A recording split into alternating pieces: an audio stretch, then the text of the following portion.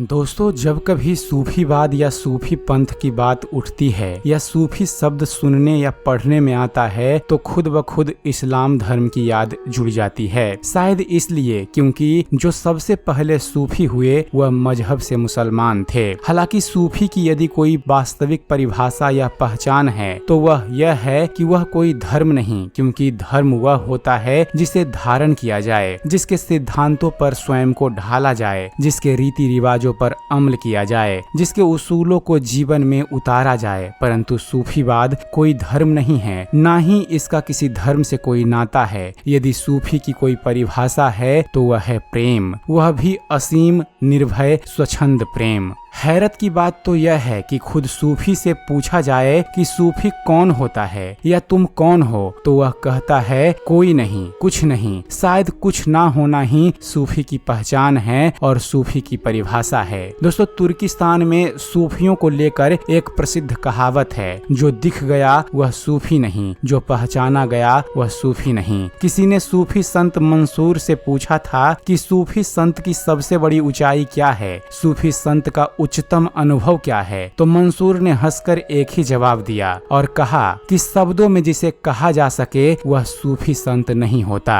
सूफियों को किसी धर्म, जाति, संप्रदाय आदि में नहीं बांटा जा सकता। यहाँ तक कि सूफी लिंग भेद की पहचान से भी बहुत ऊपर होते हैं। भले ही उनका शरीर किसी भी लिंग, जाति, धर्म या संप्रदाय आदि से ताल्लुक रखता हो, परंतु स्वयं उनकी कोई जात नहीं होती। संत बुल्लेह शाह इस बारे में बहुत ही प्यारी बात कहते हैं। बुल्लेह शाह कहते हैं, मुझे क्या पता कि मैं कौन हूँ, मैं खुद नहीं जानता कि मैं कौन हूँ। मैं तो बस इतना जानता हूँ कि जो मेरे अंदर बैठा है मेरा भगवान, बस मैं उसी से बातचीत करता हूँ, उसी के साथ मस्त रहता हूँ। वही मेरा यार है, वही मेरी जात है, उसी के साथ मेरा नेह जुड़ा है और मैं बस उसका ही हूँ। सूफी संत कहते हैं कि जो इश्क में अपनी खुदी अर्थात अहंकार और हस्ती को गवा देता है वही सच्चा फकीर है और अपने अहंकार को मोहब्बत के जरिए ही मिटाया जा सकता है। सूफी संत सुल्तान वाहू कहते हैं कि नफ्स अर्थात अहंकार एवं मन ही आत्मा को परमात्मा से अलग रखने वाली शक्ति है, जिसके कारण माया, खुदी, द्वैत, संशय आदि जैसे कई विकार पैदा होते हैं। केवल प्रेम ही मन को बस में करके इन दुखों से छुटकारा दिला सकता है। प्रेम खुदी को मारने का अचूक उपाय है तथा इसी के जरिए रूहानी राह पर तरक्की होती है। प्यार हमें ताजा, नया, कोरा एवं ऊर्जावान बना देता है। प्यार हमें पवित्र कर देता है और यही पवित्रता हमें परमात्मा को पाने का पात्र बनाती है। किसी सूफी ने कहा है कि वह पाकों का पाक परवरदिगार पाक लोगों को ही अपनाता है। शायद यही कारण है कि प्रभु भक्ति के मार्ग पर चलने वालों ने पूजा पाठ एवं बाहरी आडंबरों आदि को छोड़कर प्रेम का मार्ग अपनाया, जिसे हिंदुओं में प्रेम मार्गी निर्गुण भक्ति तथा इस्लाम में सूफी भक्ति या साधना कहा गया। फकीरों, दरवेशों, संतों और महात्माओं ने प्रेम को कई नाम दिए हैं, जैसे मोहब्बत, प्यार, इश्क, प्रीति, भाव, भक्ति, अनुराग, स्नेह इत्यादि। सूफियों का कहना है फ्रेंड्स कि सच्चा इश्क ही मालिक की दरगाह में पहुंचने की सीढ़ी है। सूफी इश्क को दो भागों में विभाजित करते हैं, इश्क ए मजाजी तथा इश्क ए हकीकी। इश्क ए मजाजी अर्थात लौकिक, सांसारिक, शारीरिक प्रेम, जिसे पाकर सिर्फ मिजाज ठीक हो जाए, पल भर को मजा मिल जाए। और इश्क ए हकीकी अर्थात अलौकिक, आत्मिक,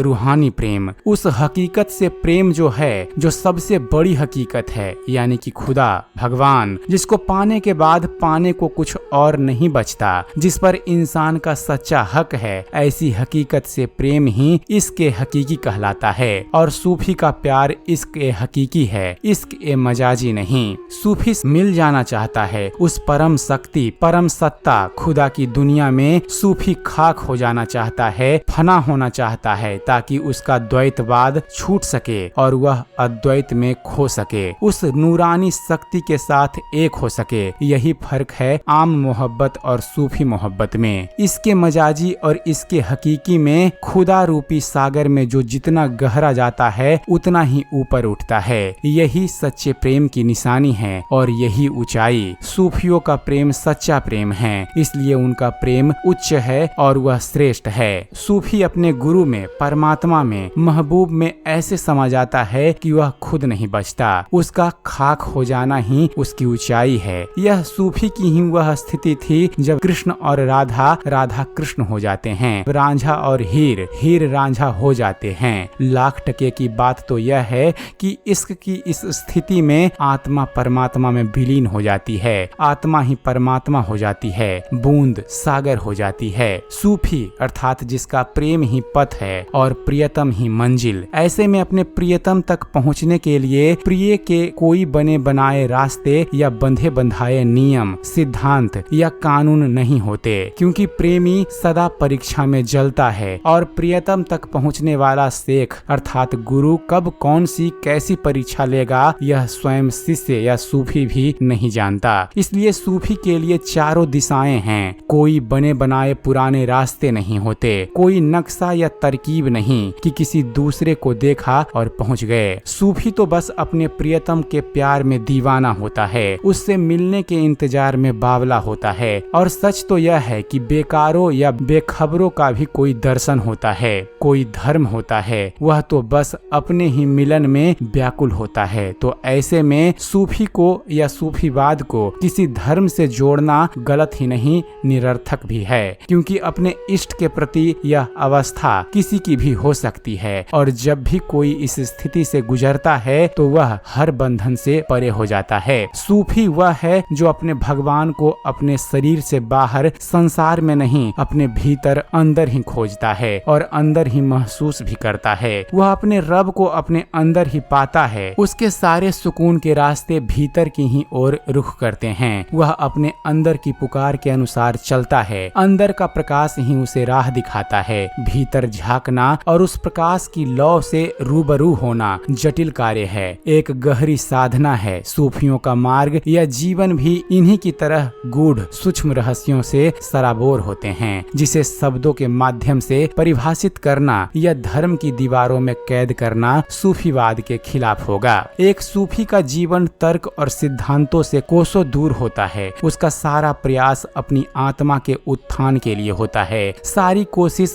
स्वयं को ऊंचा उठाने की होती है, स्वयं के निरीक्षण परीक्षण की होती है। इसके बावजूद कि सूफीवाद कोई धर्म, संप्रदाय या पंथ आदि नहीं है, फिर भी यह इस्लाम धर्म से जुड़ गया, यह संप्रदाय या पथ भी बन गया, क्योंकि इसका आरंभ इस्लामी देशों से मुसलमानों द्वारा हुआ तथा जो इस्लामी संत प्रेम के सहज भाव के कारण पहुंचते थे, उनकी देखा देखी कुछ लोग उनका अनुकरण करने लगे। और अनुकरण सदा बनावटी ही होता है, कभी सहज एवं स्वतः नहीं होता। इसलिए उस पथ का नाम सूफी पथ हो गया। परमात्मा की प्यास कोई भी किसी के अंदर पैदा नहीं कर सकता, वह स्वतः ही पैदा होती है। असली तड़प के लिए असली लगन चाहिए, वह खुमारी चाहिए। लेकिन धीरे धीरे समय के चलते सूफी प्रैक्टिस अर्थात सूफी अभ्यास चालू हो गया, अर्थात अंतर जगत में झांकने के, अंतर ज्ञान को उपलब्ध होने के, अपने प्रियतम तक पहुंचने के कई मार्ग, कई ढंग बन गए, कई विधियां निर्मित हो गई और लोग अभ्यास द्वारा उन विधियों को पकड़कर उनका अनुकरण करने लगे। और ऐसे ही परमात्मा को प्रेम, प्रज्ञा एवं आत्मबोध से पाने के नियम व सिद्धांत बन गए। और सूफीवाद सूफी धर्म या सूफी पंथ आदि के नामों से पहचाना जाने लगा।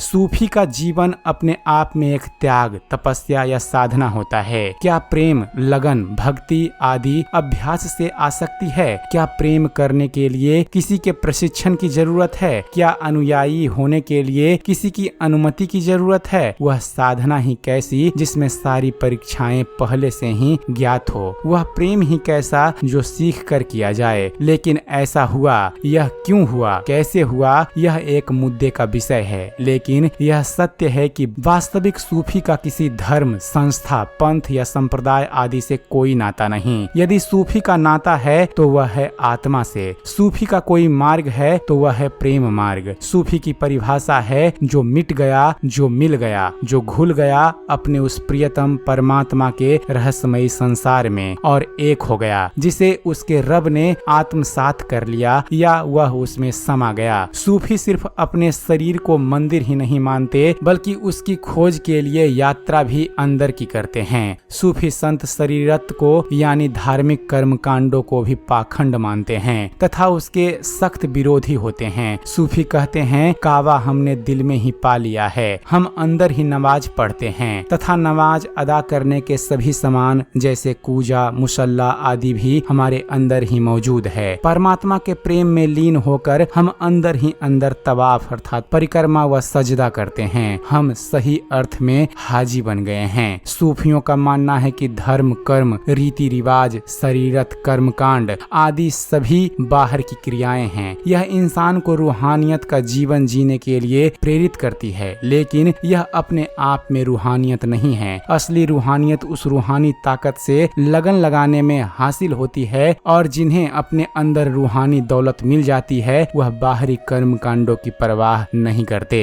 सूफी किसी लालच में प्रेम नहीं करता। इसकी इबादत में न स्वर्ग की चाह होती है न ही नर्क का भय। वह इन सब से बहुत ऊपर होता है। राबिया की प्रार्थना सूफी के दिल का, उसकी प्रार्थनाओं का यही भाव दर्शाती है। राबिया इबादत में खुदा से कहती है, हे मालिक, इस लोक में तूने मेरे लिए जो कुछ पुरस्कार निश्चित किया हो वह तू अपने विरोधियों को दे दे। इसी प्रकार परलोक में मेरे लिए जो इनाम तूने तय किए हैं वे अपने प्रेमियों को दे दे। मेरे अपने लिए तो केवल एक तू ही पर्याप्त है। तेरे अतिरिक्त मैं और कुछ भी नहीं चाहती। यदि मैं नरक के डर से तेरी आराधना करती हूँ तो मुझे उसी नरक की आग में फेंक दे, और यदि मैं स्वर्ग के लोभ में तेरी सेवा करती हूँ तो मेरे लिए स्वर्ग का दरवाजा सदा के लिए बंद कर दे। किंतु यदि मैं तेरी प्राप्ति के लिए तेरी पूजा करती हूँ तो अपने परम प्रकाश में पूर्ण, पवित्र, निर्मल, निर्दोष, अपार, सुंदर स्वरूप के दर्शन से मुझे वंचित मत करना। सूफी का इश्क रबी इश्क होता है। सूफी सारे बंधनों, मान्यताओं, नियम एवं सिद्धांतों आदि को तोड़कर प्यार करता है। सूफी वह है जो आशिक है रब का, जो खुद को लुटाना जानता है, जिसका मान ईमान सब खुदा है, जिसकी बस एक ही प्यास है, एक ही जरूरत है और वह है परमात्मा की प्राप्ति अर्थात उसके साथ एक होने की ख्वाहिश, जिसके आगे दुनिया के सभी सुख साधन फीके हैं। प्रेम ही रब है, वही सर्वोच्च है। सूफी कहते हैं संसार में रहकर आकर यदि जिसने प्रेम नहीं किया समझो उसने कुछ नहीं किया। ऐसे इंसान की पूजा व दुनियादारी सभी बेकार है। तो दोस्तों यह थी एक छोटी सी जानकारी कि सूफीवाद क्या होता है। उम्मीद करते हैं फ्रेंड्स आप सभी को हमारा वीडियो पसंद आया होगा। वीडियो पसंद आया हो तो वीडियो को लाइक और शेयर करना मत भूलिएगा और ऐसे ही ज्ञानवर्धक वीडियो देखते रहने के लिए आप हमारे चैनल ज्ञानबंधन को सब्सक्राइब जरूर कीजिएगा। आप हमारे चैनल को सब्सक्राइब कीजिए और देखते रहिए, जानते रहिए। धन्यवाद। जय हिंद।